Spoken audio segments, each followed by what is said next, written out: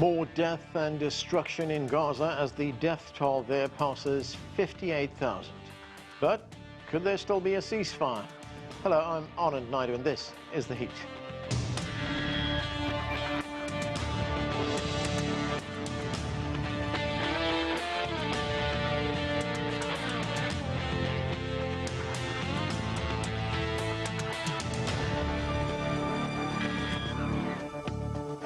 More than 70 people have been killed in Gaza during the latest Israeli strikes on Monday.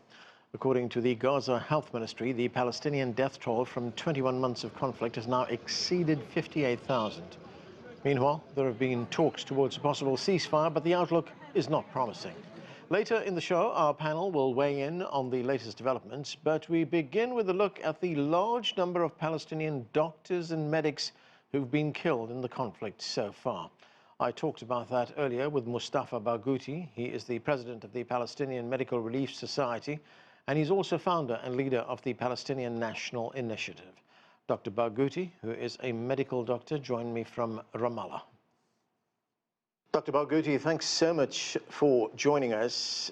Gaza's doctors, surgeons, medics, emergency workers have paid a very heavy price since October 7th, 2023, and before. Hundreds of them have been killed. If we look at one very tragic example, earlier this month, one of Gaza's most senior doctors, Dr. Marwan al-Sultan, director of the Indonesian hospital, was killed in an Israeli strike on his apartment. Other members of his family were also killed in that strike. The surviving members of the family say he was deliberately targeted and killed.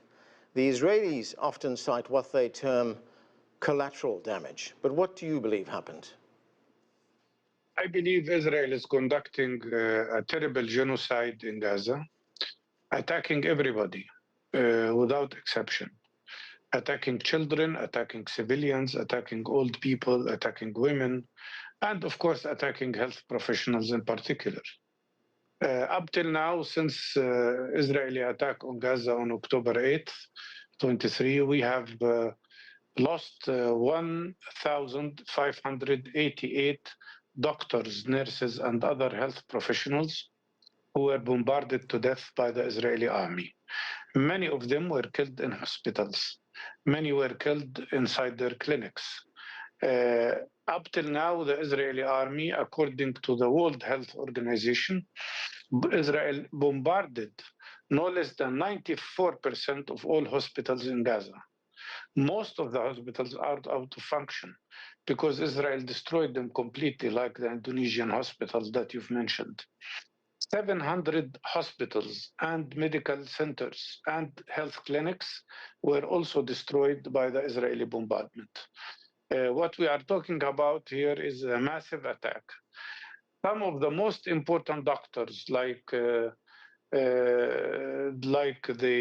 most important surgeons in Gaza, like the head of obstetrics gynecology, the head of trauma and orthopedics, were arrested by the Israeli army, were jailed, and were tortured to death in Sditi Man concentration camp, as well as in other Israeli prisons.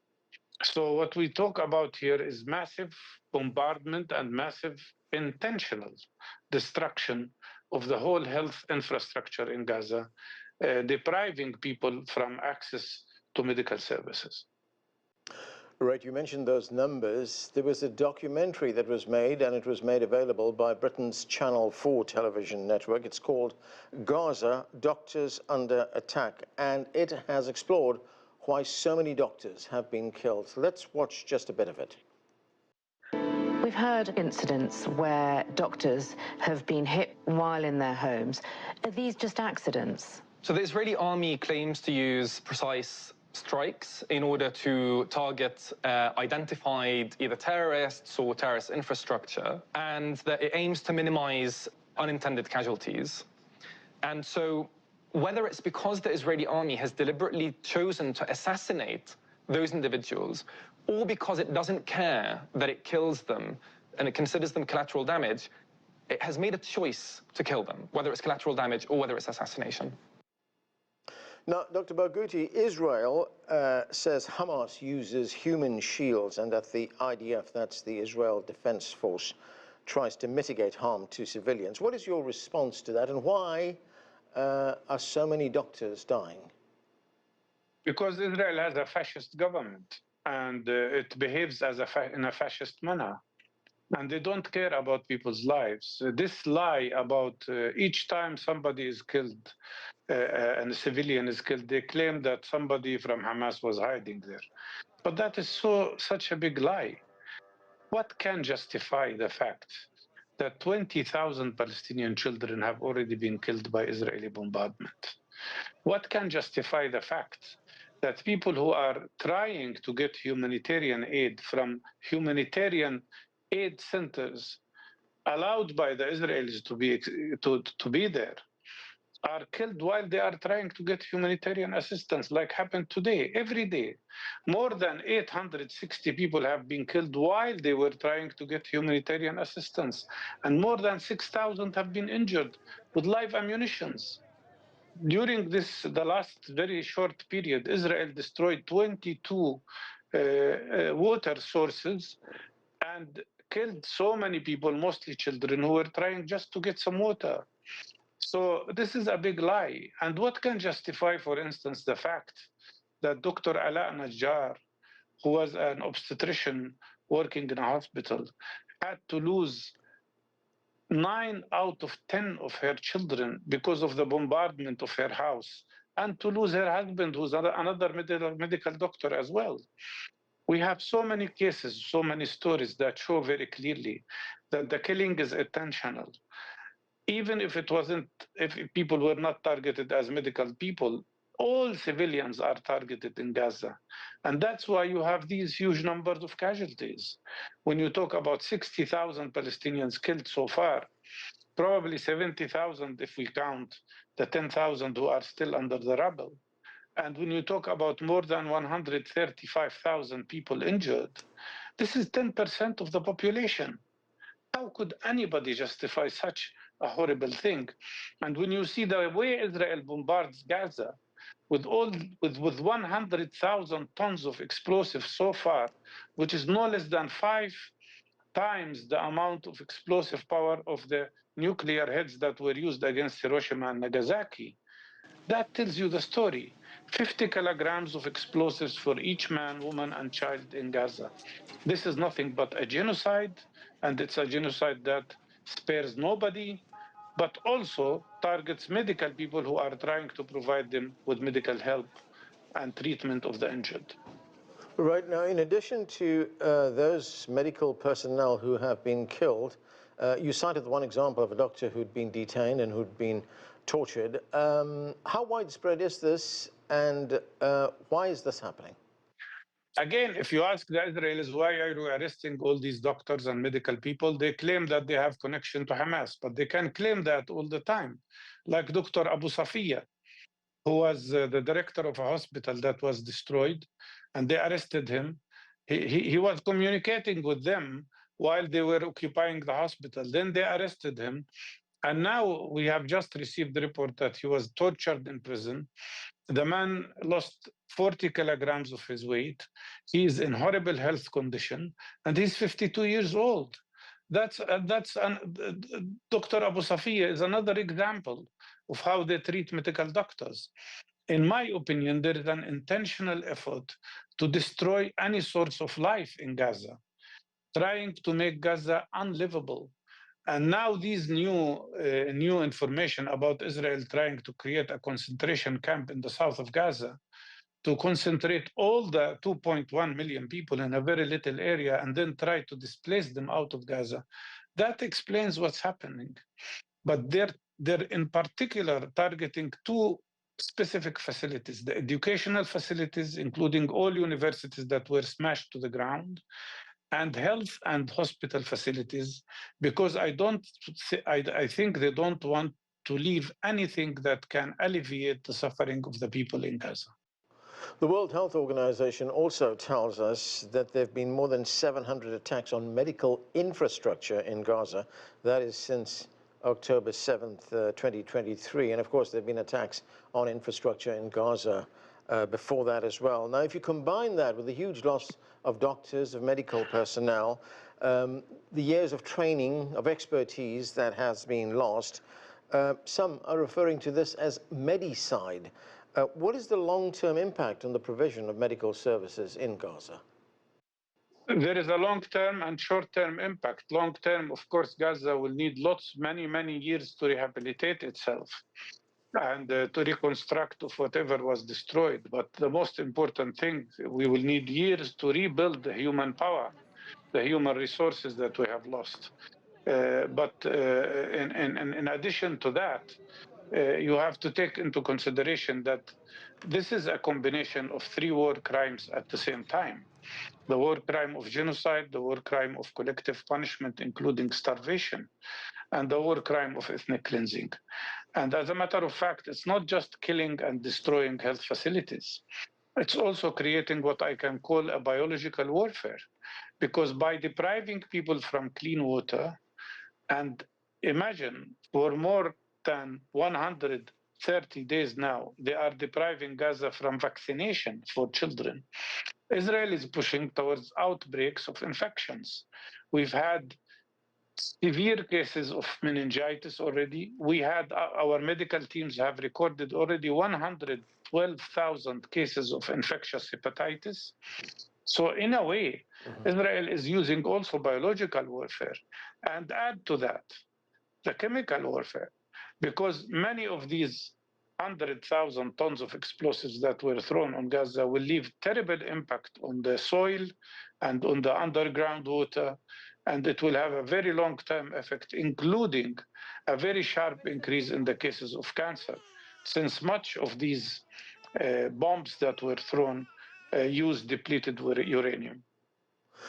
There are also international doctors who have been working in Gaza, and they have been talking about what they have witnessed over there. One of them is the British surgeon, Dr. Victoria Rose. This is what she saw, and this is what she said. Let's listen. The other thing that we're seeing is blast injuries. So when the bomb explodes, whatever is around you gets whipped up in the explosion and ejected at very high force. And that then hits the civilians and it causes penetrating injuries. And you see loads and loads of almost complete amputations of hands, feet, legs, arms. And if it's not completely amputated, it's very badly destroyed with breaks to the bone and loss of skin. Dr. Barghouti, she's describing horrific injuries there. How prevalent are these types of wounds that Dr. Rose is talking about? Absolutely prominent everywhere and every day, non-stop. That's why we are losing more than 100 people every day. That's why every 17 minutes, a new child is injured or killed in Gaza. And that's why many children ended up having amputations. And that's why many children are now orphans, because they lost their fathers, their mothers, their whole families sometimes. The worst cases are the cases reported by medical doctors, including some foreign doctors. How, because of the destruction of hospitals, some of the doctors had to perform amputations on children without anesthesia. Some of them had to perform amputations using kitchen knives because they had no access to the hospitals while they were being bombarded. Ambulances were destroyed.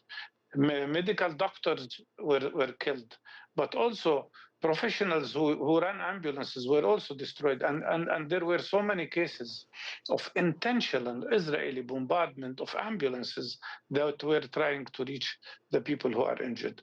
Today I received requests from our teams in Gaza asking to increase the teams who can go out and provide dressing to the injured people, simply because the hospitals cannot cope, or what remained of hospitals cannot cope, because most of the hospitals are destroyed. So we need to find ways of creating mobile medical teams that can go around and provide care to injured people. Dr. Mustafa Bouti, thank you for joining us, sir. Thank you. And now for more, let's get to our panel. Joining me is Yossi Mekelberg. He is an Associate Fellow for the Middle East and North Africa Programme at Chatham House in London. Joining us too is Mouin Rabbani. He is a non-resident Fellow with the Centre for Conflict and Humanitarian Studies. Welcome to both of you to the show.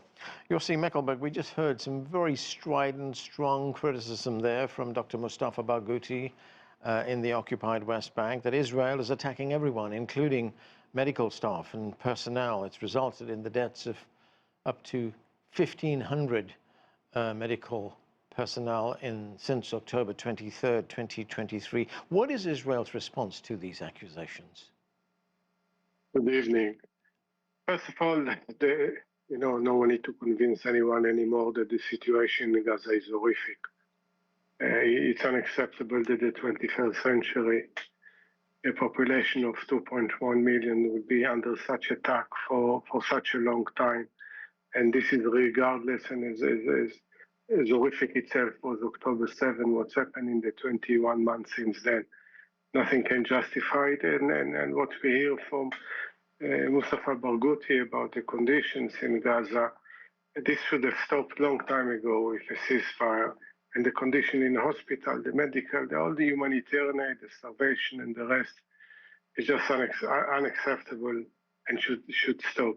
Israel's response is, talking about human shield. My answer to that, yes, Hamas is using human shield, and there is a lot of evidence, not only from this or from before. It still doesn't give permission to Israel to attack hospital. And, President Biden, when he visited immediately after October 7, Israel, he warned Israel and said, hey, don't follow our mistakes from after 9/11 and go and look for revenge. And be democracies, don't operate like terrorist organization. And Israel ignored both warnings, and that's where we are right now. And it's getting only worse. And we haven't even started talking about the euphemism of voluntary migration or the so-called human city. If this will continue, unfortunately, the suffering of Palestinians will get even worse. And I don't think the Israel is having any good answer anymore, because as far as the elimination of Hamas or returning the hostages, nothing of the continuation of the war is going to bring Israel any closer. Yossi, there have also been accusations that Israel has been arresting some of the medical personnel, detaining them and torturing them as well. Some of that was documented in that documentary that we referred to earlier on. How is Israel responding to those accusations? See what's happening, and there is evidence happening in places that Mr. Barghouti referred to earlier. That the man itself, it's under investigation by the Israeli military police. We know that there was a case of sexual abuse, and some members of Knesset intervened and even rampaged the jail itself. We know that what happens behind fences and closed doors in Sde Teman will have to be investigated, because of, there are more and more mounting evidence also by soldiers that served in these places of torture. At the end of the day, Israel, have one response to all of this is denying all of this. Mm-hmm. But it doesn't sound credible anymore, because some of the evidence doesn't come only from Palestinians or from investigative journalists or NGOs, human rights organizations. It comes from within the military, from reservists, that a part of it, and some of them refuse to serve anymore. So denying is not going to take this allegation, right, make them go away. And, sadly, at one point or another, Israel will have to come to terms with what it has inflicted, whether in Gaza and whether in those detention center, call them how you like, prisons, right, in which most of the people there that are detained without trial. There are people that were captured. Some of them, of course, were involved in October 7. Some of them are Hamas militants, but many of them are not. Mouin, Rabbani, good to have you on the show. The Israeli Prime Minister Benjamin Netanyahu, he was in Washington last week. It was a relatively long visit for him. He spent 4 days here, having talks with various American leaders as well as leaders in the US Congress. There were hopes that there would be some kind of ceasefire announced, but there doesn't seem to be any progress. So where do you think this lies right now? It's really impossible to tell because ultimately, I think the decision is not going to be made by Israel, but rather for Israel by the United States. At a certain point, the United States will tell Israel the game is up, and that's when a ceasefire will take hold. The problem is, particularly with this administration, is that they consistently talk out of both sides of their mouth and issue all kinds of contradictory statements. So we do know that there are ongoing negotiations for a multi-stage ceasefire. We do know that the goalposts keep shifting. But ultimately, I think the issue is that the United States has not yet taken the decision to compel Israel to accept the agreement that is on the table without further revisions, without further amendments. And this really gets to the core of the problem. I listened to the interview with Dr. Mustafa Bouti. I listened to your discussion with Dr. Yossi Mekelberg. And it's not so much that I disagree with anything they said, but the real problem here is not only Israeli conduct, but Israeli impunity. Israel acts the way it has acted because it knows that there are no consequences for doing this. It knows that there is no accountability for its actions. And until this Israeli feeling of impunity is addressed, I'm afraid we will have to continue the discussion along the same lines that we're having it today. Right, you say there will come a point when the United States will tell the Israelis that, as you put it, the game is up, that this is over, you have to reach a ceasefire. What is that tipping point? What needs to happen? Well, just to be clear, what I meant is that this will end if and when that point comes. There are, for example, reports, completely unconfirmed, but reports nonetheless, that one thing that may have been agreed between Trump and Netanyahu is that Netanyahu will not interfere in anything Trump does in relation to negotiations with Iran. And in exchange, Trump will not interfere in anything Netanyahu does in the Gaza Strip. I think, there's been a massive sea change in public opinion in the US and so on, but these things will take time to work through the political system. And it is only when Washington decides that the costs of continuing the policy of unconditional support for Israel outweighs the benefits, whether because of changes within the Republican coalition, whether because of opposition from Washington's Arab allies, or any combination of these. I think it is only then, on the basis of such a cost-benefit analysis, that the U.S. will call a halt to this.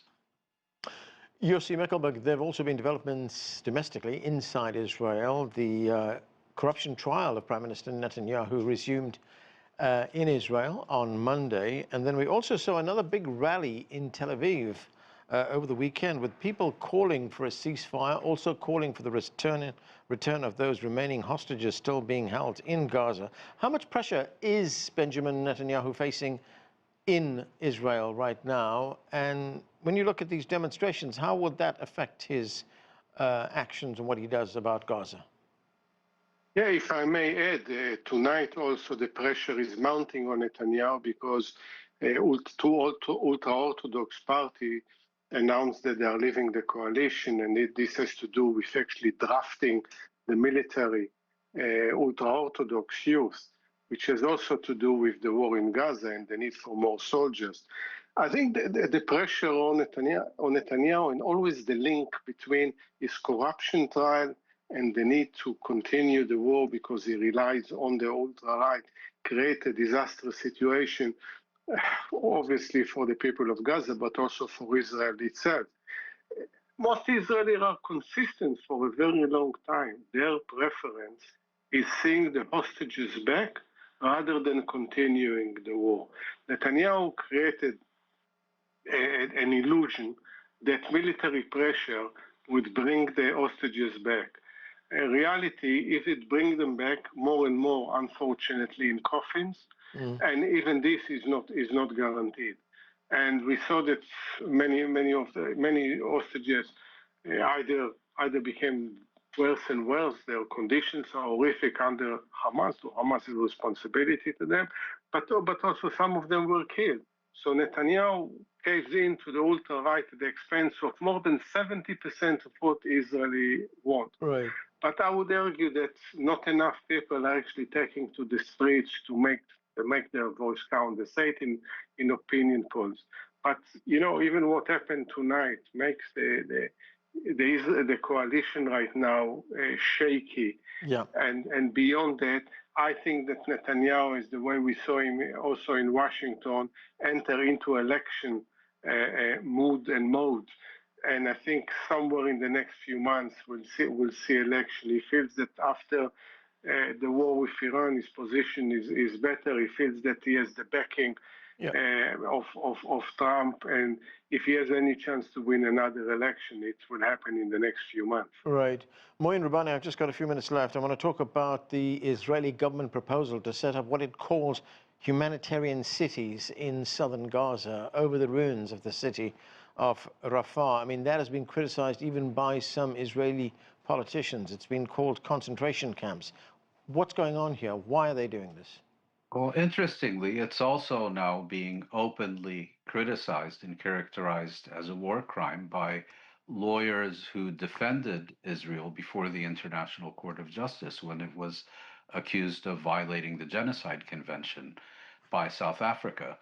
I think, since October of 2023, the Israeli government has been openly speaking about expelling the entire Palestinian population of the Gaza Strip to Egypt's Sinai Peninsula. I think it has also come to the conclusion that, at least for now, is not practical because of the opposition, not of Egypt, but of the entire Arab world. I think it is seeking to create conditions similar to that which we saw in Syria in the past decade, where because of war, people will feel they have no option but to seek recourse outside the territory. So Mouin, plunging in a different form. Yeah, I am sorry. I'm going to have to interrupt there. We have run out of time. Thanks to both of you for being with us. That's it for this edition of The Heat. I'm Anand Naidu in Washington.